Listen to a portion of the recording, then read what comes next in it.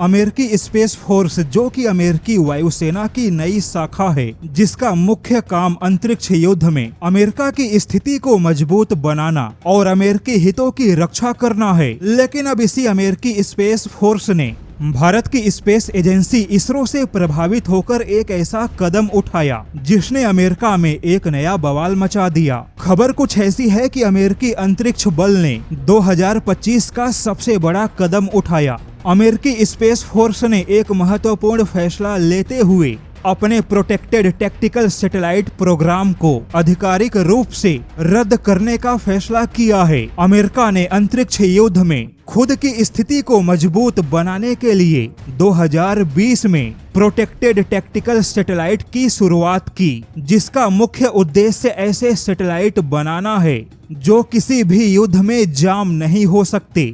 वहीं सैटेलाइट को युद्ध का मुख्य हथियार बनाना भी अमेरिका की कोशिश है। हालांकि अमेरिकी अंतरिक्ष बल के इस परियोजना में अमेरिका की ही दो दिग्गज कंपनी नॉर्थरोप ग्रुमन और बोइंग मुख्य दावेदार थे।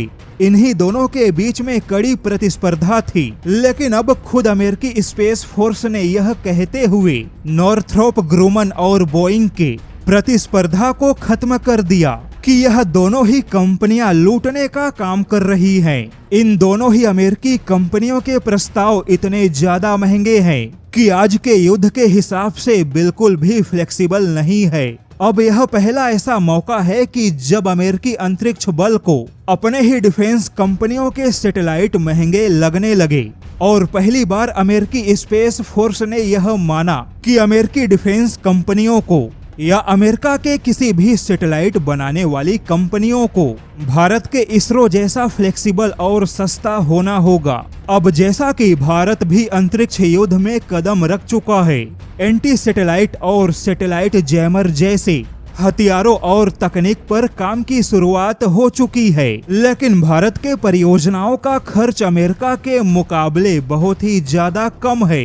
जैसे कि स्पेस स्किल अलायंस की एक रिपोर्ट के मुताबिक जिस प्रकार के स्पेस परियोजना में अमेरिका 15 अरब डॉलर से भी ज्यादा खर्च करेगा, ठीक उसी प्रकार की स्पेस परियोजना में भारत का खर्च केवल 500 मिलियन डॉलर से भी कम है। यानी कि भारत का खर्च आधा बिलियन डॉलर भी नहीं। अब जैसा कि लंबे समय से यूरोप और अमेरिका के बीच में सस्ते और महंगे हथियारों की जंग छिड़ी है, यहाँ तक कि रूस और यूक्रेन का युद्ध भी आज के तारीख में महंगे हथियारों के बजाय सस्ते ड्रोन पे आ चुका है। और जैसा कि भारत इस समय सस्ते हथियार और सस्ते स्पेस मिशन के मामले में बहुत अच्छी पकड़ बना रहा है, ऐसे में अब खुद अमेरिकी स्पेस फोर्स भी भारत के सस्ते स्पेस मिशन से प्रभावित होकर अमेरिकी कंपनियों से और ज्यादा फ्लेक्सिबल होने की डिमांड कर रही है। यानी कि अब अमेरिकी सेना को भी महंगे हथियार खटक रहे हैं।